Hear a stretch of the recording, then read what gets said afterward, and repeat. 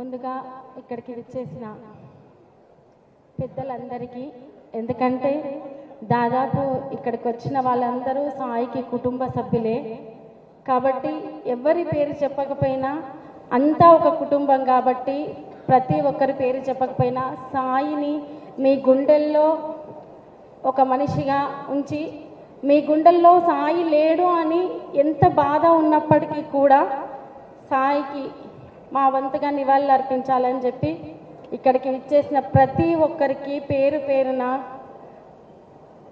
సాయి చంద్ తరపున ఉద్యమాభివందనాలు. ముఖ్యంగా ఎటువంటి సాయి ఇన్సిడెంట్ తర్వాత ఆ రోజు నుంచి ఈ రోజు వరకు ఇక ముందు కూడా బీఆర్ఎస్ పార్టీలో కేసీఆర్ గారు కావచ్చు, హరీష్ అన్న కావచ్చు, నిరంజన్ రెడ్డి సార్ కావచ్చు, కేటీఆర్ అన్న కావచ్చు, అంటే రావుల చంద్రశేఖర్ ఒక్కరని చెప్పలేను, ప్రతి ఒక్కరు. ఎందుకంటే ఈ కాలంలో మనిషి ఉన్నప్పుడు ఉండే ప్రవర్తన మనిషి పోయినాక ఉండే ప్రవర్తనకు చాలా తేడా ఉంటుంది. కానీ బంధువులు కుటుంబ సభ్యులు బాగా తెలిసిన వాళ్ళే మనిషి దూరమైనాక వింతగా ప్రవర్తించే సొసైటీలో మనం ఉన్నాం. అయినా కూడా సాయిని ఇంత గుండెల్లో పెట్టుకొని సాయి మావోడు, సాయి మా మనిషి అని చెప్పేసి అనుక్షణం నాకు అండగా నిలబడి మేమున్నాం, సాయిని ఎలా తీర్చిదిద్దుకున్నామో నిన్ను కూడా అలాగే మేము కంటికి రెప్పలా ఒక చెల్లెలా ఒక బిడ్డలా కాపాడుకుంటామని చెప్పేసి నాకెంతో ధైర్యాన్ని ఇచ్చినటువంటి కేసీఆర్ సార్ గారికి, ప్రత్యేకంగా సొంత చెల్లిలా చూసుకుంటున్నటువంటి హరీష్ అన్న గారికి, సాయిది ఇలా కార్యక్రమం ఉంది ముందుండి నడిపించాలి అని చెప్పేసి అన్నిట్లో అన్ని రకాలుగా, అంటే ఆ రోజు నుంచి ఈ రోజు వరకు ఈ కార్యక్రమం వరకు కూడా హరీష్ అన్న కావచ్చు, దాదాపు అందరూ ప్రతి ఒక్కరు పేరు పేరున రాత్రి మొత్తం ఇక్కడే స్పెండ్ చేసి ఈ కార్యక్రమంలో ఇన్వాల్వ్ అయ్యి ఎర్రల సీనన్న కావచ్చు, చైర్మన్లు కావచ్చు, సంతోష్ రెడ్డి కావచ్చు, పేర్లు ఎవరైనా చెప్పకపోయిండొచ్చు, కానీ ప్రతి ఒక్కరూ నా కుటుంబ సభ్యులుగానే నేను భావిస్తున్నాను.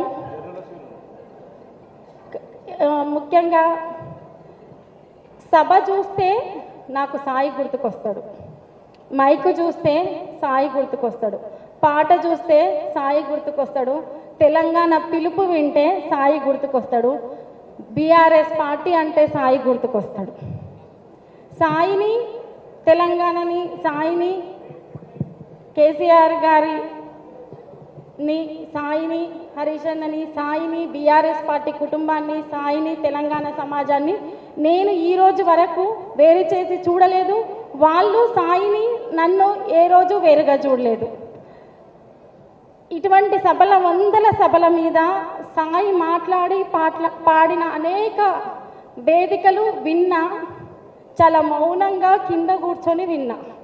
కానీ సాయి ఎన్నో సభలు పంచుకున్నాడు ఉద్యమ సందర్భం నుంచి. కానీ సాయి కోసం ఒక సభ జరుగుతుంది, అది ఇటువంటి సభ అవుతుందని చెప్పేసి నేను జీవితంలో అనుకోలేదు. ఇటువంటి సభలు ఎవరికి జరగొద్దు అని కూడా నేను కోరుకుంటున్నాను. అది మాట్లాడాలంటే కొంచెం ఇబ్బందికరంగా ఉంది, మాట పెక్కలట్లేదు. అయినా సరే కొన్ని విషయాలు, ఎందుకంటే ఆనాటి నుంచి ఈనాటి వరకు నాకు ఎంతో ధైర్యాన్ని ఇచ్చి ముందుకు నడిపిస్తున్నారు కాబట్టి కొన్ని విషయాలు పంచుకోవాలన్న దాంతో నేను మీతో పంచుకుంటున్నాను. సాయి గురించి చెప్పాలంటే సాయి నిజంగానే ఒక ఆయుధం, కానీ ఆ ఆయుధం పదునెక్కింది మాత్రం కేసీఆర్ గారు, హరీష్ అన్న వీళ్ళ వల్ల మాత్రమే సాయి ఆయుధం పదునెక్కింది. పదునెక్కి తెలంగాణ మొత్తం తిరిగింది, తెలంగాణలో ప్రతి గడపకు చేరింది, ప్రతి ఇంటికి చేరింది. ఇంకా సాయి ఎన్నో పుట్టినప్పటి నుంచి ఆయన ఎదుర్కొన్న అన్ని సమస్యలు ఒకటని చెప్పలేను. నాకు తెలిసి జీవితంలో సాయి చూడని కష్ట నష్టాలు ఏవీ లేవు, చాలా ఉన్నాయి. తను ఎక్కడి నుంచి అయితే వచ్చాడో, ఎంత కష్టపడి వచ్చాడో, ఏ వర్గాల ప్రజల నుంచి వచ్చారో, సమాజంలో ఎటువంటి సమానత్వం కావాలని కోరుకున్నాడో, కాబట్టి తను ఆ నినాదాన్ని తన పాట ఉన్నంత వరకు, తన ప్రాణం ఉన్నంత వరకు తీసుకెళ్లాలని, తను ఏ రాజకీయ వేదిక ఉన్నా కూడా మళ్ళీ తను ఏ వర్గాల నుంచి వచ్చినా అదే అంబేద్కర్ వాదిగా ఆ నినాదాన్ని ముందుకు తీసుకెళ్లడంలో కూడా సాయి అత్యంత కీలకమైంది. అయితే ఈ సభ సందర్భంగా ఇంకొక చిన్న అంశం, సాయి తర్వాత నా పరిస్థితి నిజంగా ఒక యుద్ధం జరిగిన తర్వాత ఆ యుద్ధంలో గెలుపొంది లేదు రాజ్యం పొందిన వాళ్ళ గురించి అందరూ మాట్లాడుకుంటారు. కానీ ఆ యుద్ధంలో ఓడిపోయి క్షతగాత్రులైన వాళ్ళ గురించి, అట్లా క్షతగాత్రులయ్యి మోటివేట్ అయ్యి మళ్ళీ యుద్ధానికి సిద్ధపడే వాళ్ళ చరిత్రలు చాలా తక్కువ మంది మాట్లాడుకుంటారు. వాళ్ళు ఏదో ఒక రోజు అంత పోరాటం చేసి మళ్ళీ యుద్ధాన్ని జయిస్తారు. ఆ యుద్ధాన్ని జయించడానికి కొంతమంది వ్యక్తులు ముందుండి వాళ్ళని మోటివేట్ చేసి నడిపిస్తారు. అదే ఇప్పుడు బీఆర్ఎస్ పార్టీ నన్ను నడిపిస్తుంది. అదే కేసీఆర్ గారు, అదే హరీష్ అన్న. రేపు భవిష్యత్తు తెలంగాణకు కావచ్చు, పార్టీకి కావచ్చు, లేదు తెలంగాణకు కావచ్చు, రెండు కళ్ళలా దిక్చూచిగా హరీష్ అన్న కావచ్చు, కేటీఆర్ అన్న కావచ్చు, ఇద్దరు ముందుండి నడిపిస్తున్నారు.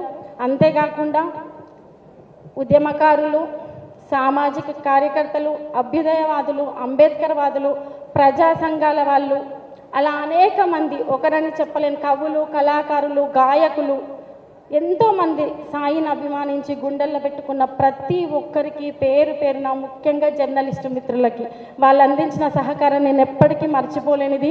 సాయితో పాటు కలిసి ప్రయాణించిన కళాకారులందరూ సాయి మీద అభిమానంతో ఎంతో సొంతంగా ఖర్చు పెట్టుకొని ఎన్నో పాటలు రాసి ఒక సంవత్సర కాలంగా సాయి లేడు అని ఏ రోజు అనిపించకుండా నన్ను ముందుకు నడిపిస్తున్న ప్రతి ఒక్కరికి, ఉమ్మడి పాలమూరు జిల్లా వాసులకి, యావత్ తెలంగాణ ప్రజలకు పేరు పేరున సాయికి నివాళులర్పించడానికి వచ్చిన మీ అందరికీ ఈ క్షణం నుంచి చివరి క్షణం వరకు సాయికి ఎలా సహకరించారో నాకు అంతే విధంగా అలాగే సహకరించాలని కోరుతూ జై తెలంగాణ, జోహార్ సాయి.